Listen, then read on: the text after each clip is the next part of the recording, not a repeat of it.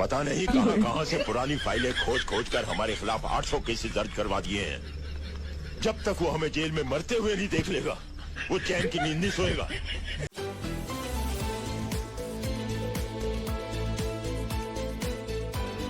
नमस्कार, आप देख रहे हैं news on north east.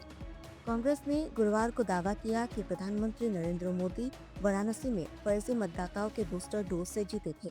Hindustan का प्रधानमंत्री चोरी करके प्रधानमंत्री बना है कि इलेक्शन कमीशन और बीजेपी ने मिलकर आपसे कर्नाटका से लोकसभा चुराई है। एक एक करके पकड़ेंगे।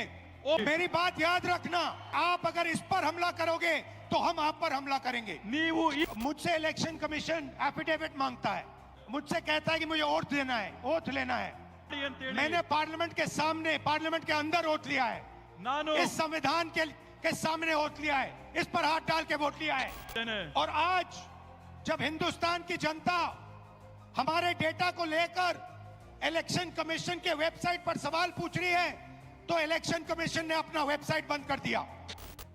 हमने अपनी एनालिसिस शुरू की। बेंगलोर सेंट्रल की लोकसभा और उसमें हमने एक विधानसभा चुनी, महादेवापुरा। और आपने मेरा कल प्रेस कॉन्फ्रेंस देखा होगा, उसमें हमने 100% साबित कर दिया है।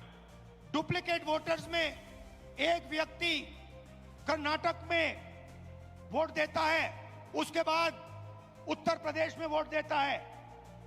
चुनाव आयोग से हम वोटर लिस्ट मांगते थे, electronic soft copy voter list की मांगते थे, वो मना कर देते।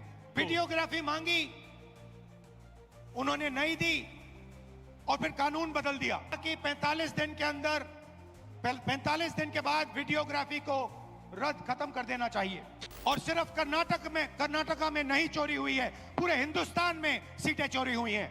इलेक्शन कमीशन बीजेपी का नहीं है, इलेक्शन कमीशन संविधान के लिए काम करता है।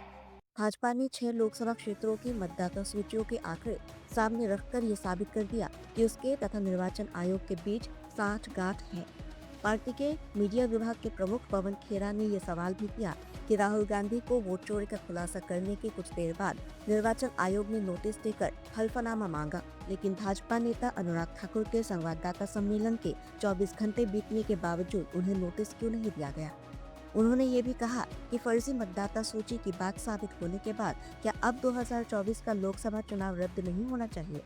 भाजपा ने बुधवार को रायबरेली, वायनाड, डायमंड हार्बर और कन्नौज संसदीय सीट पर मतदाता पंजीकरण में अनियमितताओं का आरोप लगाया था और राहुल गांधी, प्रियंका गांधी, अभिषेक बनर्जी तथा अखिलेश यादव से लोकसभा की सदस्यता से इस्तीफा देने की मांग की थी। सत्तारूढ़ दल के नेता अनुराग ठाकुर ने ये भी दावा किया था कि विपक्ष के इन नेताओं ने वोट चोरी के जरिए लोकसभा चुनाव में जीत हासिल की है। खेरा ने संवाददाताओं से कहा, 7 अगस्त को सबने देखा कि नेता विपक्ष राहुल गांधी ने वोट चोरी का सच उजागर किया। इस खुलासे से भाजपा के लोग 6 दिन तक सदमे में रहे। फिर अनुराग ठाकुर को संवाददाता सम्मेलन करने के लिए भेजा, लेकिन उनके इस कदम से निर्वाचन आयोग की भूमिका और संगीन हो गई। उन्होंने कहा कि भाजपा ने अपने संवाददाता सम्मेलन में 6 लोकसभा क्षेत्रों के आंकड़े रखे और ये साबित करने का प्रयास किया कि इन क्षेत्रों में फर्जी मतदाता है तथा मतदाता सूची में गड़बड़ी है।